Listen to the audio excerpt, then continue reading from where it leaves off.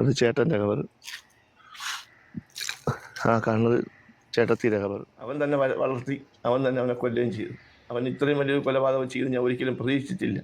മക്കൾ രണ്ടും എൻ്റെത് തന്നെയാണ്. പക്ഷേ അവനോട് ഒരിക്കലും പൊരുത്തപ്പെടാൻ എനിക്ക് പറ്റില്ല. മക്കൾ മാത്രമല്ല, എന്നെ പ്രസവിച്ച് വലുതാക്കി ഉമ്മ ഉണ്ട്, എൻ്റെ ജ്യേഷ്ഠനുണ്ട്. എൻ്റെ മോൻ്റെ കവറാണിത്, എൻ്റെ കൊച്ചുമോൻ്റെ കവറാണിത്. അതുകൊണ്ടാണെങ്കിൽ എനിക്കൊരു എല്ലാം ആയത് എൻ്റെ കൊച്ച്. ഞാനിന്ന് നിൽക്കുന്നത് അഫാൻ കൊലപ്പെടുത്തിയ അഫാന്റെ ഉമ്മാമ താമസിച്ചിരുന്ന വീട്ടിലാണ്. ഇപ്പൊ ഇവിടെ വരാനുള്ള സാഹചര്യം, അഫാന്റെ ബാപ്പ റഹീമിക്ക ഇപ്പൊ ഈ വീട്ടിലാണ് താമസം. വർഷങ്ങളോളം, ഏകദേശം 24 വർഷം പ്രവാസിയായിട്ട് ജീവിച്ചിരുന്ന ഒരു മനുഷ്യനാണിന്ന് ഈ ഒരു അവസ്ഥയിൽ, ഈ ഒരു വീട്ടിൽ ബന്ധുക്കളുടെയും സഹോദരങ്ങളുടെയും നാട്ടുകാരുടെയും കരുണയിൽ ജീവിതം മുന്നോട്ട് തള്ളി നീക്കുന്നത്. അപ്പൊ റഹീമിക്കയുടെ അവസ്ഥ, പേരിനെ അസാപ്പു എന്ന് വെച്ചാൽ വിളിക്കുന്നവൻ, അസാപ്പു എന്ന് വിളിക്കുമല്ലേ, അതുപോലെയാണ് ചെടിയും പൂത്ത്. അസ്സലാമു അലൈക്കും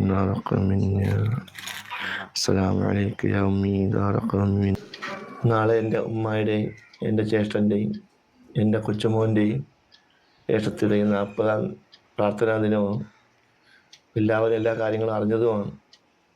എല്ലാവരും അവരുടെ ഖബറിൻ്റെ വിശാലതയ്ക്ക് വേണ്ടിയും സ്വർഗത്തിലേക്കുള്ള പ്രവേശനത്തിന് വേണ്ടിയും എല്ലാവരും പ്രാർത്ഥിക്കണമെന്ന് ഞാൻ അഭ്യർത്ഥിക്കുകയാണ്. പറ്റുന്ന ആൾക്കാരെല്ലാവരും പങ്കെടുക്കുകയും വേണം. ഞങ്ങളിപ്പോൾ ഖബറിൽ പോയി, വെള്ളിയാഴ്ച ഞങ്ങളെല്ലാം കൂടെ ഖബറിൽ പോയി. അവിടെ പോയി ഉമ്മയുടെ എല്ലാവരുടെയും കൊച്ചുമകൻ്റെ എല്ലാവരുടെയും ഖബറിൽ പ്രാർത്ഥന നടത്തിയിട്ട് വന്നത്. എല്ലാവരും അവർക്ക് വേണ്ടി പ്രാർത്ഥിക്കുക. എൻ്റെ ഉമ്മാക്ക് വേണ്ടിയും ജ്യേഷ്ഠനും ജ്യേഷ്ഠത്തിക്കും എല്ലാവർക്കും വേണ്ടി. മരണപ്പെട്ടു പോയ എൻ്റെ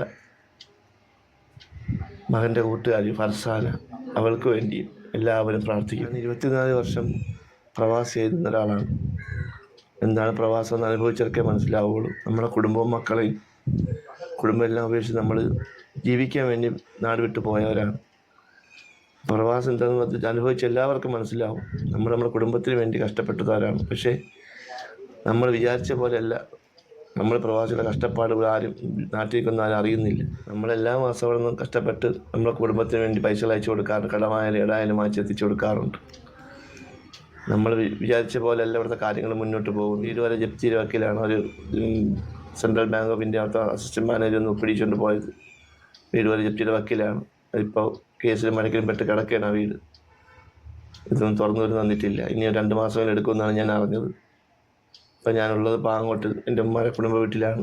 ഉമ്മ മരണപ്പെട്ട അതേ വീട്ടിൽ, അവിടെയാണ് ഞാൻ ഇരിക്കുന്നത്. ഇത് മൂത്ത ജ്യേഷ്ഠ മകൾക്ക് മൂത്ത ജ്യേഷ്ഠൻ കൊടുത്തതാണ്. റഹീമിക്കയുടെ അവസ്ഥ എന്ന് പറഞ്ഞാൽ എങ്ങടവും ഇല്ല അല്ലേ, ഇല്ലാത്ത അവസ്ഥയിലാണ്. കയറിക്കിടക്കാൻ ഒരിടം പോലും ഇല്ലാതെ ഒരു പ്രവാസിയാണ്. 10-24 വർഷം ഗൾഫിൽ കിടന്ന് അധ്വാനിച്ച സമ്പാദ്യം മുഴുവനും നഷ്ടപ്പെട്ട് ഒന്നുമില്ലാത്തൊരവസ്ഥയിൽ അല്ലേ, സഹോദരങ്ങളുടെയൊക്കെ ഒരു സഹോദരങ്ങളുടെയും നമ്മുടെ നാട്ടുകാരുടെയും പിന്നെ നമ്മുടെ ജമാഅത്ത് കമ്മിറ്റി, അവർ നമ്മൾ പ്രത്യേകത്ത് പറഞ്ഞ ജമാഅത്ത് കമ്മിറ്റി, താഴെപ്പാങ്ങോട് മുസ്ലിം ജമാഅത്ത് കമ്മിറ്റി, അവരാണ് എൻ്റെ കാര്യങ്ങളെല്ലാം ഇപ്പം നോക്കി നടത്തിക്കൊണ്ടിരിക്കുന്നത്. പിന്നെ എൻ്റെ സഹോദരങ്ങൾ, പിന്നെ നാട്ടുകാർ എല്ലാവരും എനിക്കിപ്പോൾ ഉണ്ടെന്ന് ഞാൻ എപ്പോഴും വിശ്വസിക്കുന്നു. അവരുടെ കഴിവിലാണ് ഞാനിപ്പോൾ കഴിയുന്നത്.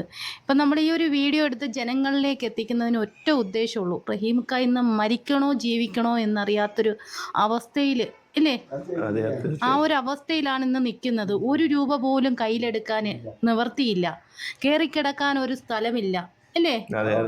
ഇപ്പൊ 24 ചാനലിൽ നിന്ന് നിങ്ങൾക്ക് വീട് വെച്ച് തരാന്നൊക്കെ പറഞ്ഞല്ലോ ഇക്ക.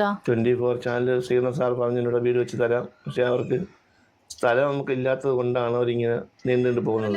കടമുണ്ട് ഇക്ക. ഇപ്പൊ മൊത്തം ഏകദേശം 35 ലക്ഷം രൂപയുടെ കടമുണ്ട്. ഈ സംഭവം നടന്നതിന് ശേഷം ഇക്ക അഫാനെ കണ്ടിരുന്നു?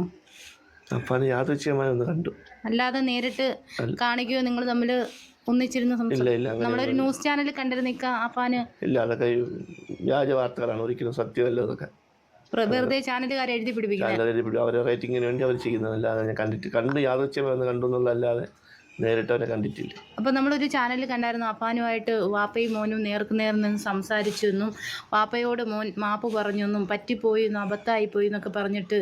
ഇല്ല, അത് വെറുതെ മാധ്യമങ്ങളെ അടിച്ചിട്ട വാർത്ത വെച്ചാൽ ഞാൻ അതിനെതിരെ ഒരു നിയമ നടപടി സ്വീകരിക്കാൻ തയ്യാറെടുപ്പിലാണ് ഞാൻ ഇപ്പോൾ നിൽക്കുന്നത്. അങ്ങനെ ആവശ്യമില്ലാതെ ഞാൻ അത്രയും വേദന അനുഭവിക്കുന്ന ഒരു ആളാണ്. അപ്പോൾ എന്നെക്കുറിച്ച് ആവശ്യമില്ലാത്ത വാർത്തകൾ സൃഷ്ടിക്കുന്നതിൽ ഞാനൊരു നിയമ നടപടി സ്വീകരിക്കുന്നുള്ളതിലാണ് നിൽക്കുന്നത്. ഉമ്മ മോനിങ്ങനെ ഒരു തെറ്റ് ചെയ്തിട്ടില്ലെന്നും കട്ടിൽ നിന്ന് തലയടിച്ച് വീണതാണെന്നൊക്കെ ഇങ്ങനെ മാധ്യമങ്ങളോട് പറഞ്ഞു. ഉമ്മയ്ക്ക് മോനെ കാണണമെന്നും മോനെ രക്ഷിക്കണമെന്നൊക്കെയുള്ള ഒരു ഇതിലാണ് നിൽക്കുന്നത്. ഇക്കൈക്ക് അതിനോട് എന്താണ് ഇക്കൈക്ക് പറയാനുള്ളത്? അവരുടെ മാനസികാവസ്ഥ നമ്മൾ പറയുമ്പോൾ കണ്ടവർക്ക് കണ്ടു നിൽക്കുന്നത് എനിക്ക് മനസ്സിലാവും. ഇപ്പോൾ പറയുന്ന കാര്യങ്ങൾ പിന്നെ പറയുന്നത് അവർ മെൻ്റലി പ്രശ്നമുള്ള ഒരു പേഷ്യൻ്റാണിപ്പോൾ. തലയ്ക്ക് അങ്ങനത്തോളം അടി കിട്ടിയ സ്ഥിതിക്കും പിന്നെ കാര്യങ്ങളൊക്കെ അറിഞ്ഞതും മാനസികമായി തകർന്ന അവസ്ഥയും എന്താണ് പറയുന്നത് അവർക്ക് തന്നെ അറിയത്തില്ല. ഇപ്പോൾ പറയുന്നതല്ല പിന്നെ പറയുന്നത്. അപ്പോഴത്തെ സാഹചര്യത്തിൽ അങ്ങനെ മണിയൻ ശ്രീധരൻ സാറിനോട് അങ്ങനെ പറഞ്ഞു. ഇപ്പം അങ്ങനെയല്ല പറയുന്നത്. ഇപ്പം അങ്ങനെയല്ല പറയണം. പക്ഷെ അവനെ കാണണമെന്നുണ്ട്. കണ്ടിട്ട് ഇവൻ എന്തിനു വേണ്ടി ഇതൊക്കെ ചെയ്ത് എൻ്റെ കൊച്ചിനെ കൊന്നിരുന്നു, എൻ്റെ പാങ്ങോട്ടുമ്മായും അവരെയൊക്കെ പാവങ്ങൾ എന്തിനു കൊന്നു എന്ന് അറിയണം. അതിനു വേണ്ടി മാത്രമാണ് കാണുന്നത്. രണ്ടും എൻ്റെത് തന്നെയാണ്. പക്ഷേ അവനോട് ഒരിക്കലും പൊരുത്തപ്പെടാൻ എനിക്ക് പറ്റില്ല. അവരാണിത്, എൻ്റെ കൊച്ചുമോൻ്റെ കവറാണിത്. അതുകൊണ്ടാണെങ്കിൽ എനിക്കൊരു എല്ലാം ആയിരുന്നു എൻ്റെ കൊച്ച്.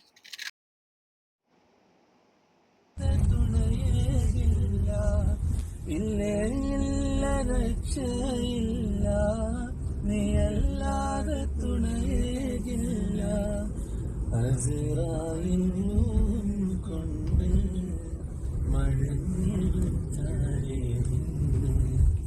ഹൃദയത്തിൻ നിറമായി പ്രണയത്തിൻ ദളമായി പനിനീർമലരായി നിറയൂ നീർമണിയായി വന്നുതിരും അനുരാഗക്കുളിരേ ഈരാവിനൊരാലിംഗനമേവൂ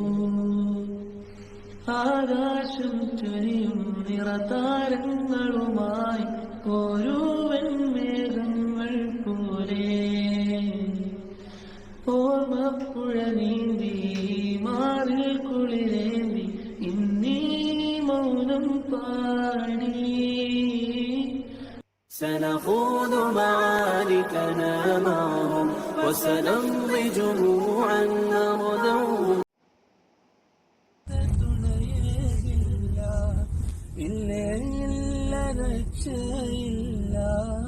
നീയല്ലാതെ തുണയേകില്ല അസ്റായിലും കൊണ്ട്